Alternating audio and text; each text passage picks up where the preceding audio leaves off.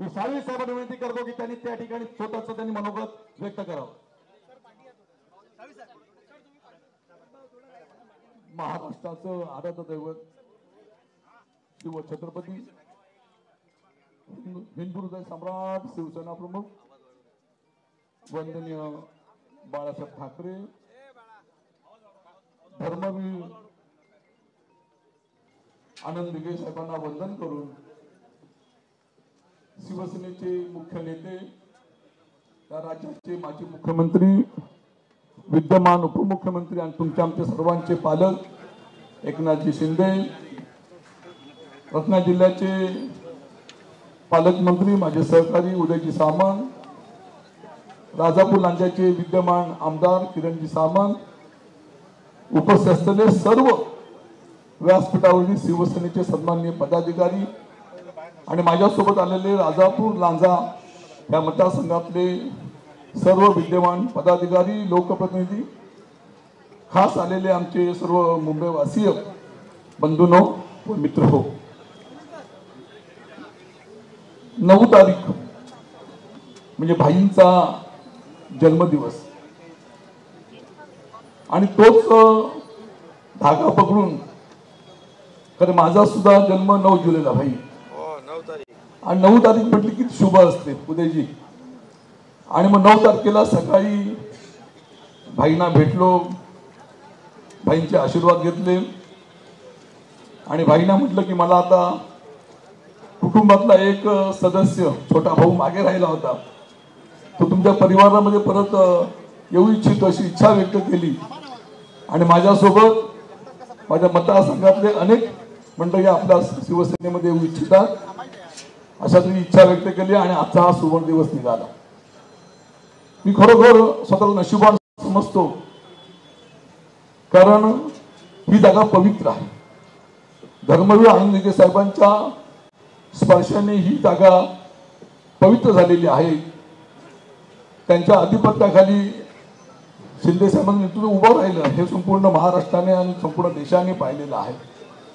आणि मला आठवतो तो प्रसंग भाई की वंदनीय शिवसेना प्रमुखांच्या आशीर्वादाने मी 2000 साली जिल्हा प्रमुख झालो आणि जिल्हा प्रमुख झाल्यानंतर या ठिकाणी स्वतः दिघे साहेबांनी माझ्या ठिकाणी सत्कार सन्मान केला होता ह्या आपल्या मठामध्ये। आणि पुन्हा एकदा एवढ्या वर्षानंतर शिंदे साहेबांनी या ठिकाणी माझा सत्कार सन्मान केला, त्या कुटुंबाने सामावून घेतला। मी खरं स्वतःला नशिबान समजतो। आज या ठिकाणी माझ्या डोळ्यामध्ये, दोन्ही डोळ्यामध्ये अश्रू आहेत। एका डोळ्यामध्ये भाई दुःखाश्रू आहेत, काही गेली 38 वर्ष शिवसेना प्रमुखांच्या आशीर्वादाने शिवसेनेचं काम करत असताना नगरसेवक, नगराध्यक्ष, शिवसेनेचा जिल्हा प्रमुख आणि त्यानंतर 2009, 2014, 2019 त्या कालावधीमध्ये मी आमदार होऊ शकलो, नंतर शिवसेना उपनेता झालो। या संपूर्ण वाटचालीमध्ये सर्वसामान्य कुटुंबातला सदस्य एवढ्या मोठ्या पदावरती पोहोचला आणि तो पक्ष मला आज मागे टाकून सोडून मला आता नवीन प्रवाहामध्ये यावं लागतंय।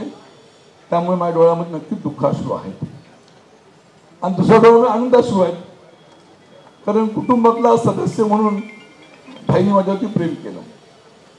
2009ची निवडणूक, त्या निवडणुकीमध्ये भाई आणि आम्ही त्या ठिकाणी विधानसभेमध्ये असेल त्या काळापासून आम्ही 9 आणि 14, 19, 2022 पर्यंत भाईनी मला कुटुंबातला एक छोटा भाऊ म्हणून मार्गदर्शन, दिशा आणि सहकार्य केलं। त्या भावनेने निश्चितपणे पुढे गेलो आणि भविष्यातल्या कालखंडामध्ये सुद्धा पुढे जायचा निर्णय घेतला। एक दुःख आहे नक्कीच, 2 वर्षापूर्वी भाई मुख्यमंत्री असताना भाईंसोबत जाऊ शकलो नाही, की त्या वेळची तिची परिस्थिती असेल, पण निश्चितपणे त्यानंतरच्या कालावधीमध्ये हा निर्णय घेतला आणि भाईने मला कुटुंबामध्ये सामावून घेतला। निश्चितपणे आनंदाचा क्षण माझा आहे। आणि मग 2006 मी पोटनिवडणूक लढवली होती, त्या पोटनिवडणुकीमध्ये सुद्धा सामंत साहेब मी पराभूत झालो होतो, पण 9, 14, 19 मध्ये निवडून आल्यानंतर 2024च्या निवडणुकीला मी सामोरं गेलो। 2024च्या निवडणुकीत सामोरं जाताना मला पराभवाला सामोरं जावं लागलं। ह्याला जबाबदार कोण? हा प्रश्न नक्की आतापर्यंत मी आपल्यासमोर मांडलेला आहे. आपल्याला आठवत असेल 2014 साली भाजप सेनेची युती सत्ता आली आणि त्या युतीमध्ये मला वाटलं होतं उदयजी की माझ्यासारखा एक निष्ठावंत सैनिक त्या ठिकाणी मंत्री होईल म्हणून. शिंदे साहेबांनी सुद्धा त्यावेळेला उद्धव साहेबांकडे माझी शिफारस केली होती. दुर्दैवाने होऊ शकलो नाही. पण शिवसेनेचे नेते,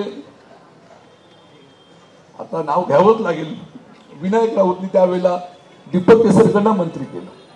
राजन साहेब तिथंच राहिला. तो कालावधी गेला. 2024 ची निवडणूक आली आणि मग त्यावेळेला सुद्धा वाटलं होतं की राजन साहेबांना पुन्हा संधी मिळेल, कुठेतरी मंत्री होईल. माझे उदय सामंत शिवसेनेमध्ये आले आणि उदय सामंत मंत्री झाले. 2019ला मंत्री झाले आणि मग 2024ला चला वाटलं होतं, मी साहेबांना भाईना म्हटलं की महाराष्ट्रामध्ये परिवर्तन झालेलं, त्यामुळे नक्की सत्ता महाविकास आघाडीची येणार आणि राजन साहेबांचं चुकलेलं सर्व मंत्रिपद पुन्हा मिळणार. पण नियतीच्या मनामध्ये वेगळं होतं का शिंदे साहेबांकडे सुद्धा दिघे साहेबांची आलेली दैवी शक्ती असं म्हणावं लागेल. 24 तासातले जवळजवळ 20 तासाच्या वरती काम केलं जातं, ते दैवी शक्ती आहे हे तुम्हाला मला माहिती आहे. आणि म्हणून 2024 सालच्या निवडणुकीमध्ये सुद्धा आम्ही पराभूत झालो. पराभव आम्ही मान्य केला. परंतु 2006चा पराभव तो झाला. 2024चा पराभव हा माझ्या कुटुंबाला आणि माझ्या पदाधिकाऱ्यांच्या जीवाला लागला. निवडणुकीमध्ये हार जीत होत असते, परंतु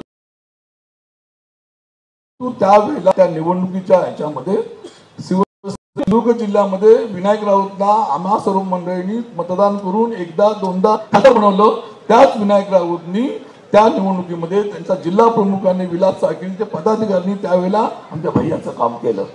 भैयाचं कबूल करेल, जाहीरपणे करणार नाही कबूल, तुम्हाला तिकीट मिळावं म्हणून प्रयत्न करत होते आपण सांगा.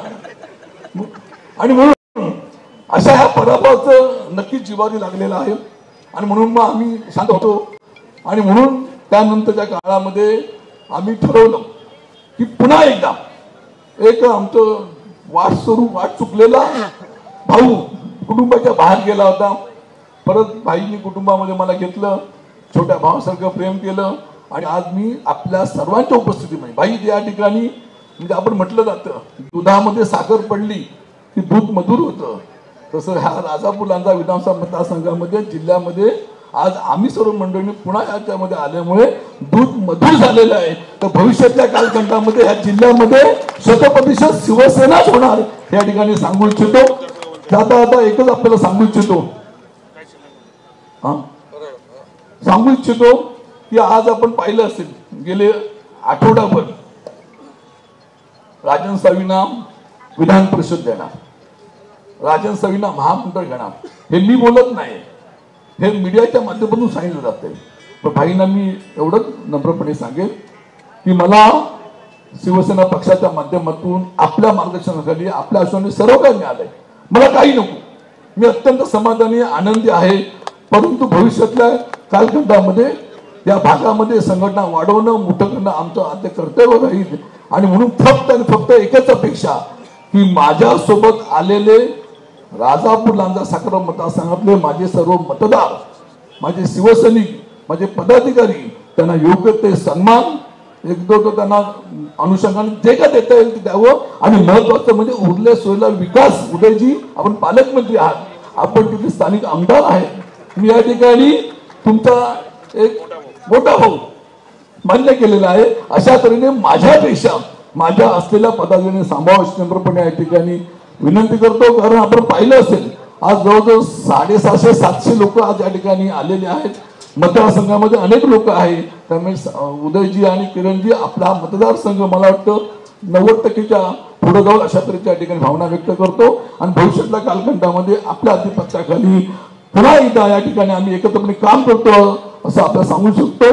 जय हिंद, जय महाराष्ट्र. धन्यवाद साहेब. आपल्या भावना पण व्यक्त केल्या. मी जास्त वेळ न घेता उद्योगमंत्री उदय सामंत यांना विनंती करतो आपण मनोगत